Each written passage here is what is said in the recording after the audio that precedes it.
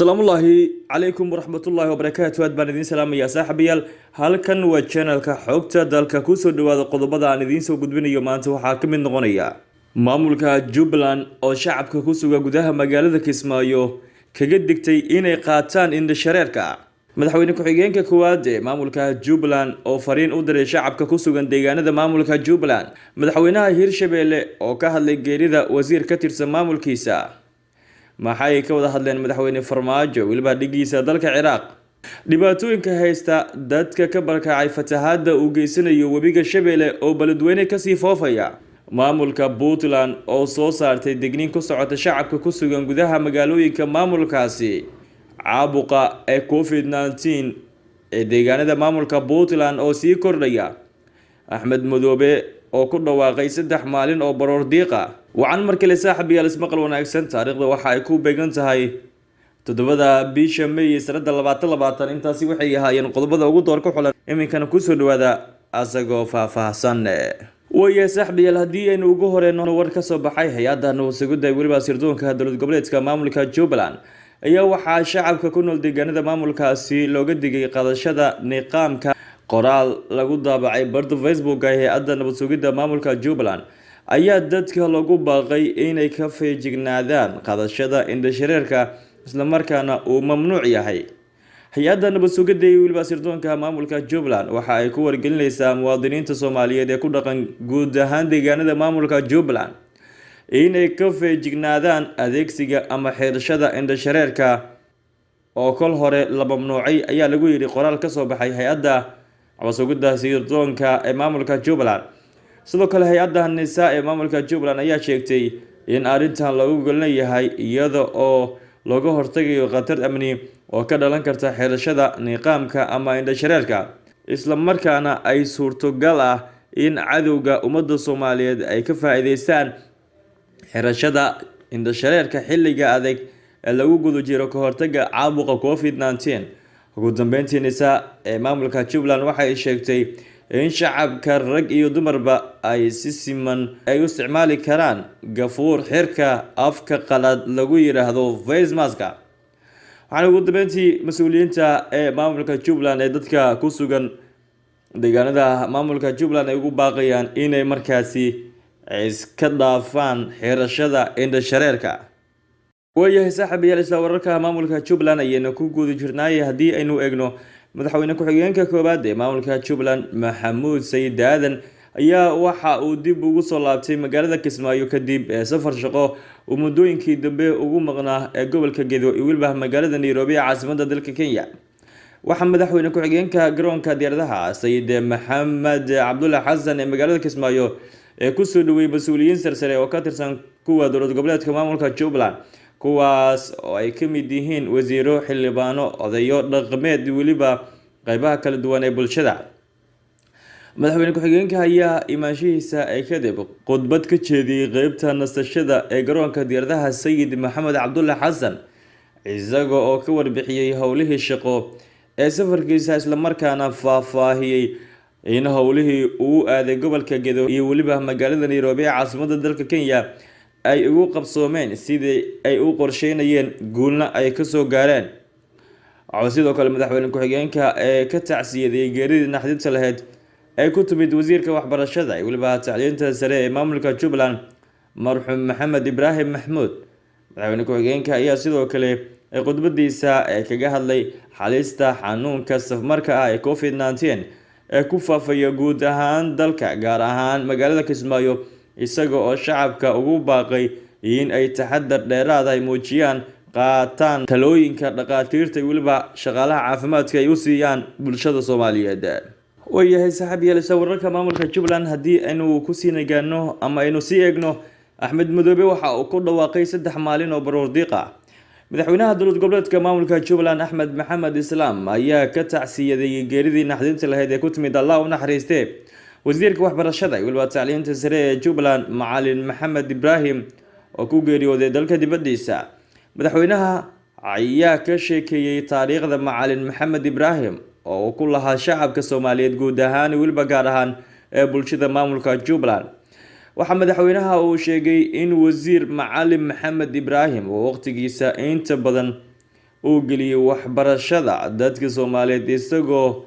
door muuqda ka soo qaatay waxbarashada gobolka Banaadir waliba maamulka Jubbaland oo hadda ka ah wasiirka waxbarashada waliba tacliinta sare. waxa uu intaasi ku daray madaxweynaha in uu dubdhaxaad u ahaa xoreynta maamulka Jubbaland qaybo badan oo ka mid ah isagoo xilli uu heli karay nolol wanaagsan uu ka doortay in uu nafta u huro sidii uu dhibka waxa looga yareyn lahaa argagixisada ugu dulqaadan lahaa dadka reer maamulka Jubbaland. madaxweynaha waxa uu sheegay in dhismihii dowlad goboleedka maamulka Jubbaland uu door aan la iloobi doonin uu ka lahaa isagoo mar walba ahaa shakhsi u taagan arrimaha dib u heshiisiinta waliba wadajirka ummadda. waxa uu madaxweynaha xusay in uu ahaa shakhsi muhiim u ah ee maamulka Jubbaland. xaaladda caafimaad ayuu sheegay madaxweynaha in uu u joogay dalka India halkaas oo uu ugu geeriyooday cudurka kansarka isla markaana muddooyinkii u dambeeyay lagula tacaalayay xaaladiisa caafimaad gudaha dalka India isbitaalada ku yaala. madaxweynaha waxa uu sheegay in 3 maalmood oo barordiiqa ay galayso maamulka Jubbaland isla markaana buugga tacsida wasiirka la dhigi doono xarunta wasaaradda waxbarashada isagoo intaasi ku daray in loogu magac dari doono meel munaasib ku ah si loogu xasuusto doorkii wanaagsan ee uu ku lahaa dhismaha maamulka Jubbaland. ugu dambeyntii madaxweyne Axmed Maxamed Islaam waxa uu si gaar ah tacsi ugu diray qoyskii waliba qaraabadii uu wasiirka ka geeriyooday isagoo alla ugu baryay inuu jannada firdowso ka waraabiyo. waxa uu intaasi ku daray madaxweynaha in uu booqan doono qoyska wasiirka lana qaybsan doono geerida ku timid Allah u naxariistay wasiir Macalin Maxamed Ibrahim oo ku geeriyooday dalka India. ويا صاحبي marka maamulka Hirshabelle hadii aynu eegno wararka ku saabsan madaxweynaha maamulka Hirshabelle waxa uu ka hadlay geeridii wasiir ka tirsan maamulkiisa. madaxweynaha dowlad goboleedka maamulka Hirshabelle Dr. Maxamed Cabdi Waare ayaa tacsi u diray maamulka golayaasha waliba qoyskii oo ka geeriyooday Allah u naxariistay wasiirka hubka dhigista iyo waliba dhaqan celinta maleeshiyaadka marxuum Axmed Cumar Gabo. madaxweynaha Hirshabelle Dr. Maxamed Cabdi Waare oo waliba shacabka Hirshabelle ayaa marxuumka Ilaahay ugu bariyay inuu naxariista janno ka waraabiyo qoyskii iyo waliba eheladii uu ka geeriyooday samir iyo iimaan Allah ka siiyo ayuu yiri. inna lillahi wa inna ilayhi raaji'uun. aad baan ugu naxay markaan maqlay geerida wasiir xildhibaan Sheikh Libi. waxa uu ahaa shakhsi karti waliba wadaniyad ku sifoobay wax badan ee ka soo maray dhismaha dowladda goboleedka maamulka Hirshabelle ayuu yiri hogaamiyaha maamulka Hirshabelle Maxamed Cabdi Waare. marxuumka oo sidoo kale ahaa mudane ka tirsan baarlamaanka Hirshabelle ayaa saaka ku geeriyooday magaalada caasimadda Jowhar oo markaasi maalmihii ugu dambeeyay ku xanuunsanayay gudaha magaalada Jowhar ee caasimadda maamulka Hirshabelle. wayahay saaxiibayaal markan hadii aynu eegno maxay ka wada hadleen madaxweyne Farmaajo ilaa dhigiisa dalka Ciraaq. madaxweynaha Soomaaliya Maxamed Cabdullaahi Farmaajo ayaa wada hadal dhinaca qadka taleefanka waxa uu la yeeshay madaxweynaha dalka Ciraaq Burhaan Saalix iyagoo ka wada hadlay arrimo dhowr ah. madaxweyne Farmaajo qoraal uu xalay soo dhigay bartiisa Twitterka waxa uu ku faahfaahiyay qodobada uu kala hadlay madaxweynaha dowladda Ciraaq oo ka mid ah dalalka Carbeed. waxaan qadka taleefanka ku wada hadalnay madaxweynaha dalka Ciraaq walaalkay Burhaan Saalix. waxaan ka wada hadalnay xoojinta xiriirka labada dal, dagaalka aan kula jirno ka hortagga COVID-19, in labada dal ay markaasi yeeshaan khibrad isdhaafsi ku saabsan ciribtirka fayruuska xagjirka ah ee COVID-19. ma jirin xog faahfaahsan oo madaxtooyada Soomaaliya ka bixisay wada hadalada madaxweyne Maxamed Cabdullaahi Farmaajo iyo waliba dhigiisa dalka Ciraaq. ha yeeshee qoraal madaxweyne Farmaajo oo soo dhigay bartiisa Twitterka ayaa waxaa hadallo markaasi dhaliil u badan uga falceliyay qaar ka mid ah dadka ku xiran ee bartiisa. dowladda Ciraaq oo ka mid ah wadamada Carbeed ayaa waxaa muddo ka jiray dagaalo sokeeyay waxaana la aaminsan yahay in xilligan aysan jirin waxyaabo ay ka caawin karto Soomaaliya maadaama iyaduba ay u baahan tahay garab istaaga. dowladda kale saaxiibayaal hadii aynu eegno bal waxa magaalada Beledweyne saacadihii ugu dambeeyay ka barakacay qoysas lagu qiyaasay 10,000 kuwaasi oo inta badan ka barakacay xaafadaha lagu magacaabo Xawataako, Laanta Dhagax Jabis, Kooshin, Laanta Kutibo, kuwaas oo gaaray deegaanka lagu magacaabo Ceel Jaale ee duleedka magaalada Beledweyne. wararka la helayo ayaa waxay sheegayaan in dhibaato dhanka nolosha ay haysato dadkaasi barakaca isla markaana aysan jirin wax gurmad ah oo dadkaasi ay ka heleen maamulka Hirshabelle. dhawaan magaalada Beledweyne waxaa tegay wafdi ka socda dowladda federaalka Soomaaliya kuwaas oo qiimeyn ku sameynayay halka uu ku fatay webiga walba sida loo joojin lahaa. gudoomiyaha gobolka Hiiraan Cali Jeyti Cismaan ayaa dowladda Soomaaliya iyo waliba madaxda Hirshabelle ugu baaqay inaan indhaha laga daboolin waxaa ka jira gudaha magaalada Beledweyne isla markaana ay keenaan qorshe looga hortagayo fatahaada uu sameynayo webiga Shabeelle.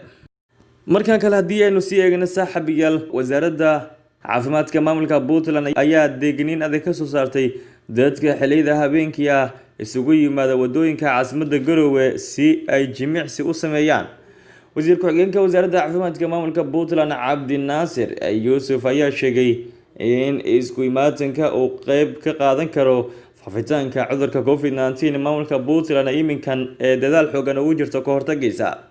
waxa uu sheegay in kala fogaanshaha dadka ay ka mid tahay dadaalka lagu jiro ka hortagga cudurka isla markaana bulshada loogu baahan yahay inay joojiyaan isku imaatanka sida xafladaha kubadda cagta iyo jimicsiga inta badan oo cudurka lagu kala qaadi karo. ugu dambeyntii wasiir ku-xigeenka wasaaradda caafimaadka maamulka Puntland waxa uu sheegay in bulshada haddii ay qaadan waayaan awaamirta la xiriirta ka hortagga cudurka COVID-19 ay dhankooda tallaabo muuqata laga qaadi doono.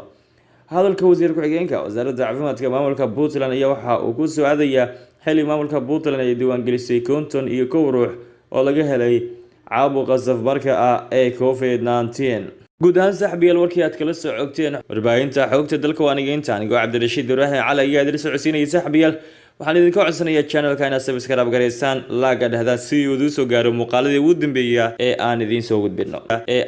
soo gudbino